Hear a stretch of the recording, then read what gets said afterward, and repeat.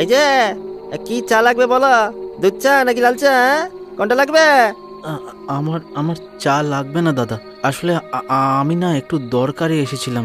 এটা মল্লিকপুর তো? হ্যাঁ, এটাই মল্লিকপুর। কিন্তু তুমি কি কাউকে খুঁজছো নাকি?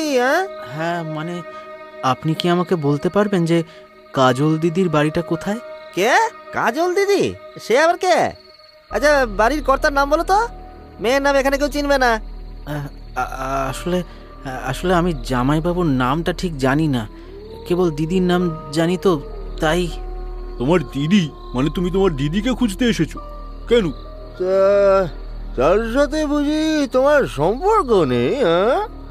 হ্যাঁ দাদা, বিষয়টা সেরকমই। সে আজ থেকে প্রায় 10 বছর আগের ঘটনা। তখন আমি 8 বছরের ছোট ছেলে। বাবা মা, দিদি আর আমি 4 জনের সুখের সংসার ছিল আমার। দিদির তখন বিয়ের বয়স হয়েছে। মায়ের কাছে শুনতাম বাবা নাকি বহু কষ্ট করে দিদির বিয়ের জন্য গয়না গড়িয়ে রাখছে। সবই ঠিক ছিল, কিন্তু একদিন সকালে... হে ভগবান, তুই কি করলি কাজল? হায় হায় হায় হায় হায়, আমাদের মুখে এইভাবে চুনকালি দিয়ে চলে গেলি। হায় হায় হায় হায়। মা, কি হয়েছে মা? দিদি কি হয়েছে? দিদি দিদি না বলে সর্বনাশী বল, আর কোনোদিন মুখে ওর নামটা আনবি না। কেন বাবা? দিদি কোথায়? তোমরা এরকম বলছো কেন বাবা? তোর দিদি বাবার রক্ত জল করে তৈরি করা সব গয়না নিয়ে পালিয়ে গেছে পল্টু। হে ঈশ্বর, এবারে আমরা কি করে মুখ দেখাবো, কি করে? চুপ করো, আর এক ফোঁটা চোখের জল যেন আমি না দেখি। আজকে থেকে ওই মেয়ে আমাদের কাছে মৃত, ওর মুখও আমি দেখতে চাই না। ওগো ওগো, তুমি এরকম বলো না। কাজল যে আমাদের মেয়ে গো। মেয়ে? কেমন মেয়ে যে বাবার মুখে চুনকালি মাখিয়ে অন্য ছেলের সাথে পালিয়ে যায়? ছি ছি ছি, কত আশা করেছিলাম মেয়েটার বিয়ে দেব। হে ভগবান, এই দেখার জন্য আমায় বাঁচিয়ে রেখেছিলে, এই দেখার জন্য। ওগো তুমি তুমি এমন করো না, তুমি শান্ত হও, শান্ত হও তুমি। তখন আমার বয়স অনেক কম ছিল, কিছু বুঝতে পারিনি। কিন্তু বাবার কাছে দিদি যেন সেদিনই মারা গিয়েছিল। পরে বুঝেছিলাম দিদি কোনো ছেলের সাথে পালিয়ে গিয়ে বিয়ে করেছিল। যেহেতু বাবার কষ্ট করে বানানো গয়নাগুলো নিয়ে পালিয়েছিল, তাই দিদিও হয়তো লজ্জায় কোনোদিন বাড়ি ফিরে আসেনি। মা কাঁদতো, আমারও মন খারাপ করতো, কিন্তু বাবার কড়া নির্দেশ ছিল কোনোভাবে কেউ যেন দিদির সাথে সম্পর্ক না রাখে। দেখতে দেখতে 10টা বছর কেটে গেল, কিন্তু আজকে আমার বাবা শয্যাশায়ী। একটিবার দিদিকে শেষ দেখা দেখতে চায়, তাই আমি এসেছি ওর খোঁজে। পল্টুর কথা শুনে সমবেদনার পরিবর্তে সকলে যেন ওর দিকে কিছুটা সন্দিগ্ধ চোখে দেখল। ওরা যেন মুখ টিপে হাসল।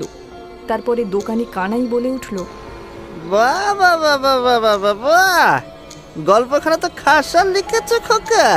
তো বলি, বইটাই লেখা হয় নাকি? মানে? নেকা ছেলে রে। বলি, আমাদের কি বোকা ভেবেছো? তুমি এইসব গল্প দেবে আর আমরা মেনে নেবো বুঝি? বুঝলে রামুদা, আমার মনে হয় এই ছেলেটা আমাদের গ্রামে খোঁজ খবর নিতে এসেছে। হ্যাঁ হ্যাঁ, ঠিকই বলেছিস ভোলা। কিছুদিন ধরেই তো একদল লোক পাশের বেশ কয়েকটা গ্রামে ডাকাতি করেছে। আমি শুনেছি ওরাও আগে থেকে লোক পাঠিয়ে খোঁজ খবর নেয়। না না, এসব কি বলছেন আপনারা? আমি সত্যি আমার দিদির খোঁজে এসেছি, বিশ্বাস করুন। হ্যাঁ হ্যাঁ, সারাদিন ছেড়েই রাতের বেলায় দিদির খোঁজ নেবার কথা মনে পড়লো। কি ভেবেছিস? কি ভেবেছিস তোর গল্প শুনে আমরা বোকা বনে যাবো? না না, আমি সত্যি বলছি। আমি সারা দিন ধরে অনেক খুঁজেছি, বহু কষ্টে এই গ্রামে এসে পৌঁছেছি। আপনারা আমায় ভুল বুঝছেন। বলে দা রামুদা, এই ছোকরার একটা কথা আমার বিশ্বাস হচ্ছে না। একে ছাড়া যাবে না বুঝলে, নইলে ওর দলকে খবর দেবে আর ওরা এসে রাতের অন্ধকারে আমাদের গ্রামে ডাকাতি করবে, বলে দিলাম। রে হতচ্ছাড়া, তোর এত সাহস! তোকে আমরা কি করি দেখ। এই মার ওকে, মার মার ওকে। মারবেন না, আমাকে ছেড়ে দাও। আমি দিদিকে খুঁজতে এসেছি। আমার বাবা অসুস্থ। একবার দিদির কাছে আমায় যেতে দাও। মার ওকে, মার। তো সাহস তোর, আমাদের গ্রামে ডাকাতি করবি? ওরা 3 জনে মিলে পল্টুকে বেধড়ক মারতে শুরু করলো। যন্ত্রণায় পল্টু যত চিৎকার করলো, ওরা ওকে তত মারলো। এরপরে গ্রামের শেষ প্রান্তে জঙ্গলের ধারে প্রায় অচৈতন্য পল্টুকে ফেলে ওরা বীর বিক্রমে বলল, এই হলো উচিত শিক্ষা। দিয়েছি একদিন জব্দ করা, আর কোনোদিন সাহস হবে না ডাকাতি করার। হ্যাঁ, এই চল এবারে চল।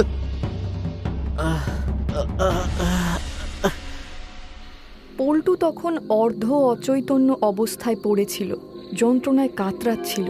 হঠাৎই একটা খুব ক্ষীণ অথচ পরিচিত স্বরে যেন সম্বিত ফিরে পেল সে।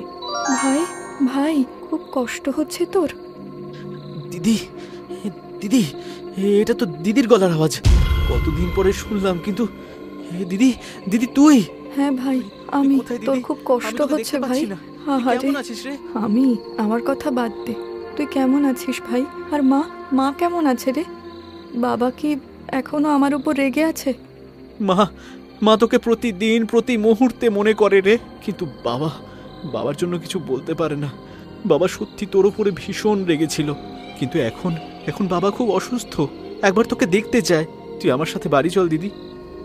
সে আর সম্ভব নয় ভাই, আমি আর কোনোদিন বাড়ি যেতে পারবো না রে। তুই বাবাকে বলবি, বাবা যেন আমাকে ক্ষমা করে দেয়। কেন বাড়ি যেতে পারবি না? আমি তোকে সাথে করে নিয়ে যাব দিদি। হ্যাঁ, বাবা একটু রাগ করবে ঠিকই, কিন্তু এখন বাবার যে তোকে ভীষণ দরকার, বিশ্বাস কর। বাবা মাকে আমি অনেক কষ্ট দিয়েছি, অনেক লজ্জা দিয়েছি ওদের। আমার জন্য ওদের মাথা হেঁট হয়ে গেছিল। তুই কেন ওইভাবে পালিয়ে গেছিলি দিদি? আর হ্যাঁ, জামাইবাবু কেমন আছে দিদি? জানিস, আমি তোদের গ্রামে তোর খোঁজ করছিলাম, আর তখনই ওরা আমাকে আমি জানি, আমি সব জানি ভাই। জানিস, কিন্তু তুই তো ওখানে ছিলি না, তাহলে জানলি কি করে? ও কিছু না, তুই আয়, আমার সাথে আয়। ধীরে ধীরে পল্টুর মনের কৌতূহল বাড়ছে। ওটা যে দিদির গলার আওয়াজ তাতে কোনো সন্দেহ নেই, কিন্তু দিদি এমন অদ্ভুত আচরণ করছে কেন? একে তখন চারিদিক ঘন অন্ধকার চাদরের মধ্যে ঢেকে রয়েছে, তার উপরে এই গাছের জন্য পল্টু কিছু বুঝতেই পারছিল না। এর সাথে ছিল পল্টুর সারা শরীরে যন্ত্রণা, কিন্তু এতদিন পরে দিদির কথা শুনে তাকে বাড়ি নিয়ে যাওয়ার আশায় ও নিজের যন্ত্রণার কথা ভুলেই গেছিল। বাপরে, কি অন্ধকার এখানে! এই তো এটা লোকালয় মনে হচ্ছে, কিন্তু দিদি কোথায় গেল? দিদি, দিদি, দিদি, দিদি, তুই এখানে দাঁড়িয়ে রইলি কেন? আমার সাথে বাড়ি চল দিদি। মা তোর পথ চেয়ে বসে আছে, আর বাবার হাতে তো বেশি দিন সময় নেই রে। দিদি চল আমার সাথে। পল্টু কথাটা বলেই ছায়ামূর্তির গায়ে হাত দিতে গিয়েই চমকে ওঠে। সে দেখল সেখানে কিছু নেই। একটা গা শিরশিরে ঠান্ডা হাওয়া যেন ওর কানের পাশ দিয়ে চলে গেল।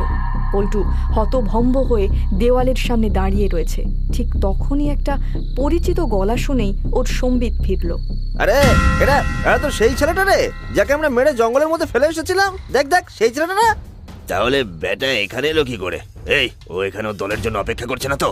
হ্যাঁ, ঠিক বলছিস চন্দন। এই, তোকে এত মারলাম আর তুই আবার আমাদের গ্রামে ঢুকলি? তোকে এবারে আর ছাড়বো না বলে দিলাম। দোহাই তোমাদের, আমি নির্দোষ, আমি কিচ্ছু করিনি। আমার দিদি আমাকে এখানে নিয়ে এসেছিল। তোর দিদি?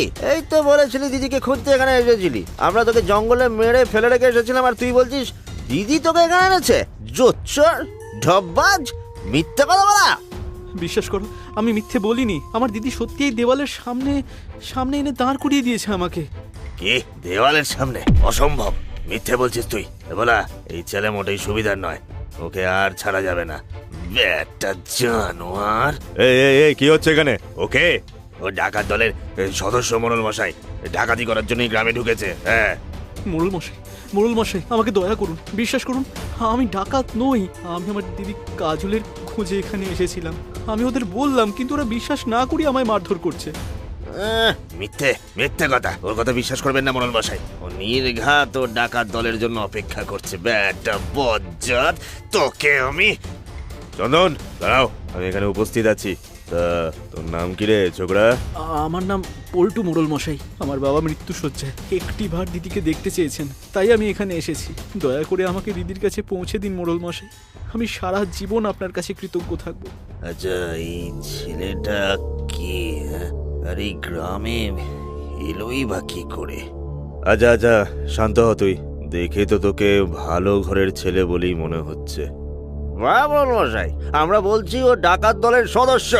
চুপ করো তোমরা, ডাকাত দলের সদস্যরা কখনো একা থাকে না ভোলা। তাছাড়া আমার ওকে দেখে মনে হচ্ছে ও সত্যি কথাই বলছে। মোড়ল মশাই, আপনাকে অনেক অনেক ধন্যবাদ। আচ্ছা বেশ বেশ, তুই এবার যা, ওরা তোকে আর কিচ্ছু করবে না, যা তুই। দিদি দিদি এই বাড়ির দেওয়ালের কাছে এসে কিছু একটা ইঙ্গিত করছিল, কিন্তু সেটা কি? কি হলো পল্টু, দাঁড়িয়ে রইলে যে? মোড়ল মশাই, আমার প্রাণ বাঁচিয়েছেন আপনি। আপনার কাছে আমার একটা অনুরোধ রয়েছে। দয়া করে এই জমির দেওয়ালের পিছনে কি আছে আমি একবার দেখতে চাই, যদি অনুমতি দেন। তোর সাহস তো কম না, হ্যাঁ? আমার জমির মধ্যে কি আছে দেখবি তুই, হ্যাঁ? আমার জমির মধ্যে কি আছে তুই দেখবি। দেখলেন মোড়ল মশাই, দেখুন দেখুন, এইসব ছোট লোকদের কখনো সায় দিতে নেই। হ্যাঁ চন্দন, তুমি এতটা উত্তেজিত হচ্ছ কেন?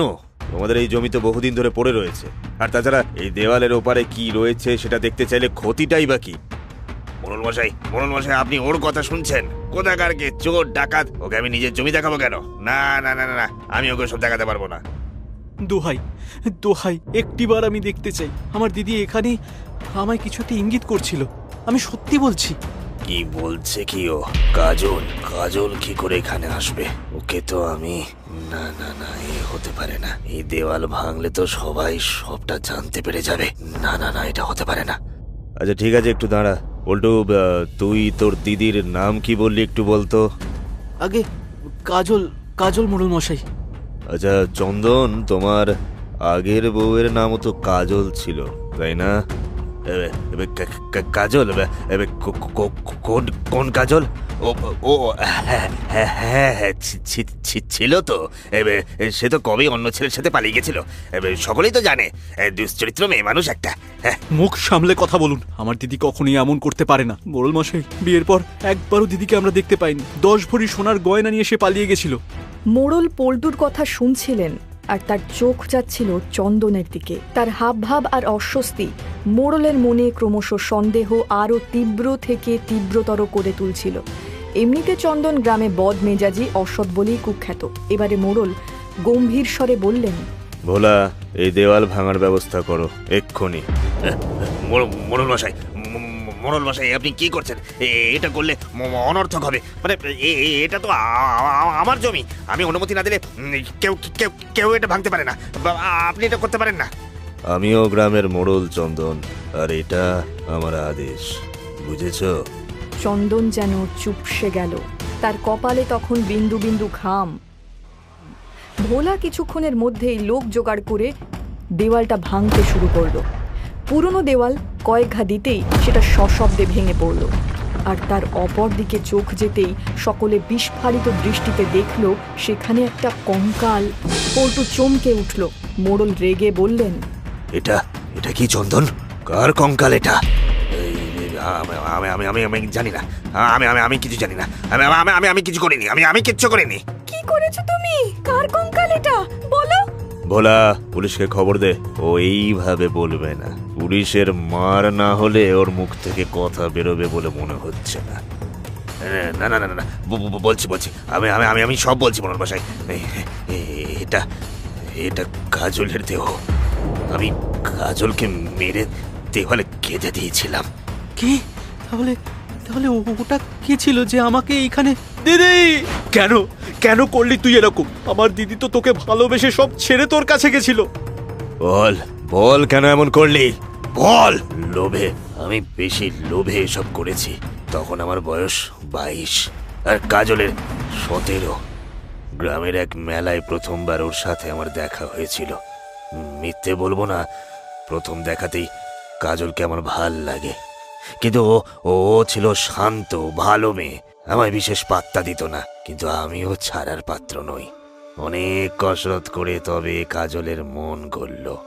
ও দেখা করতে রাজি হলে আমি বললাম, আমি তোমাকে খুব ভালোবাসি কাজল, তোমাকে আমি বিয়ে করতে চাই। ইস, আমার লজ্জা করে গো। কাজল তখন আমার প্রেমে পাগল। আমি কিন্তু বিয়ের কথা ভাবিও নি, এমনি প্রেম করছি, ব্যাস। কিন্তু একদিন কাজল কাঁদতে কাঁদতে বলল, কি গো, আমরা কবে বিয়ে করব বলো তো? বাবা যে আমার জন্য পাত্রের সন্ধান করছে। আমি কিন্তু তোমাকে ছাড়া কাউকে বিয়ে করব না। এই মরেছে। বিয়ের কথা আবার কে বললো? এই হলো মেয়েদের সমস্যা। ভালোই তো প্রেম চলছিল, আবার বিয়ে টিয়ে ঝামেলার কি দরকার ছিল? কি হলো, কিছু বলছো না যে? জানো, বাবা আমার জন্য 10 ভরি গয়না গড়িয়ে রেখেছে। আমার না খুব ভয় করছে। কি 10 ভরি সোনা? আরে বাস, ওই সোনা যদি আমার কাছে আসে আমার তো আর চিন্তাই থাকবে না। এ তো খুব ভালো কথা কাজল, কিন্তু তোমার বাবা কোনোদিন আমাকে জামাই হিসেবে মেনে নেবে না। কেন মানবে না? খুব মানবে। তুমি বাবার সাথে গিয়ে কথা বলেই দেখো না। তুমি খুব বোকা কাজল। তোমার বাবা যখন জানবে তুমি ভালোবাসা করেছো, তোমাকে তো ঘরে আটকে রেখে দেবে, আমাদের সম্পর্ক শেষ করে দিতে চাইবে। কিন্তু আমি যে তোমাকে ছাড়া বাঁচবো না কাজল। আমি ওগো, কিন্তু তাহলে কি হবে? কি করব এখন আমরা? চলো চলো আমরা পালিয়ে যাই কাজল। তুমি তোমার বাবার বানানো গয়নাগুলো নিয়ে চলে আসবে, ওই দিয়েই আমরা নতুন করে জীবন শুরু করব। কি, বাবার দেওয়া গয়না? না না না না, কখনো না। ওগুলো বাবার রক্ত জল করে বানানো, ওগুলো আমি নিয়ে আসতে পারবো না, কিছুতেই না। এই তুমি আমাকে বিশ্বাস করো কাজল, এইসব তো সাময়িক। আমরা একটু গুছিয়ে নিলে, আমি নতুন ব্যবসা করে টাকা রোজগার করলে সব ফিরিয়ে দেবো, তুমি দেখে নিও। আচ্ছা, তাই হবে তাহলে। আমি ওগুলো নিয়ে চলে আসবো। এরপরেই কাজল একদিন ভোরবেলা সব গয়না নিয়ে আমার কাছে পালিয়ে আসে। আমরা মন্দিরে বিয়ে করি। এরপরে ওই গয়না বেচে বেশ ভালোই দিন গুজরান হচ্ছিল আমাদের। কিন্তু কাজলের বিরক্তি দিন দিন বাড়ছিল। না আমি ওই গয়না বিক্রির টাকায় ব্যবসা শুরু করেছিলাম, আর না ওর বাবাকে কিছু ফেরত দিয়েছিলাম। এদিকে ততদিনে সব টাকা ফুরিয়ে গেছে। আমি একদিন রেগে মেগে কাজলকে বললাম, এই কাজল শোন, যা তোর বাবার কাছে যা, গিয়ে টাকা নিয়ে আয়। বিনা পয়সায় মেয়েকে বিদায় করে দিল, সেটা তো হয় না। হ্যাঁ, কি বললে? বিনা পয়সায়? তোমার লজ্জা নেই না? তোমার কথা শুনে আমি বাবা মায়ের মুখে কালি দিয়ে সব গয়না নিয়ে পালিয়ে এলাম, আর তুমি কি করলে? সেই সব জুয়ায় মদ খেয়ে উড়িয়ে দিলে।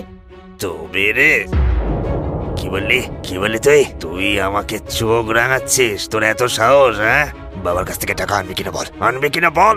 আনবো না, কিছুতেই না, মেরে ফেললেও না। তোমার সাথে বিয়ে করে তোমাকে বিশ্বাস করে আমি অনেক ঠকেছি।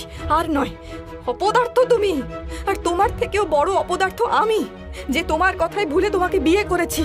আজকে তোকে আমি ছাড়বো না।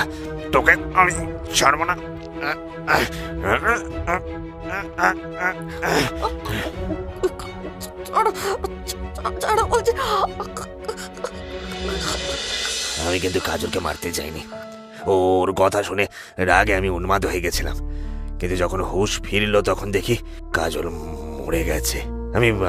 আমি বুঝতে পারছিলাম না কি করব। তারপরেই মনে পড়ে এই পরিত্যক্ত জমির কথা, আর এখানের এই দেওয়ালেই আমি কাজলের নিথর দেহটা গেঁথে দিই আর গ্রামে রটিয়ে দিই ও অন্য ছেলের সাথে পালিয়ে গেছে। জানোয়ার, বজ্জাত শয়তান! তোকে বিশ্বাস করে বাড়ি ছেড়েছিল আমার দিদি, আর তুই ওকে এইভাবে মেরে ফেললি। শান্ত হ পল্টু, ওর প্রাপ্য শাস্তি তো পুলিশ দেবে। কিন্তু সত্যি ধন্যবাদ জানাই তোকে। যদি তুই দিদির খোঁজে না আসতিস তাহলে হয়তো এই শয়তানটা কোনোদিনই ধরা পড়তো না। তোর এই ভাইটাকে ক্ষমা করে দিস দিদি। তুই এত কষ্ট পেয়েছিস, এত যন্ত্রণা ভোগ করেছিস, আর আমি কিচ্ছু করতে পারিনি। আর আজকে তুই সামনে এলি, তাও আমি বুঝতে পারিনি রে দিদি। তুই আমায় ক্ষমা করে দিস, তুই ক্ষমা করে দিস। এরপরে পল্টু ওই কঙ্কাল নিয়ে তার দাহ সৎকার করে। কাজলের আত্মা দীর্ঘদিন পরে মুক্তি পায়।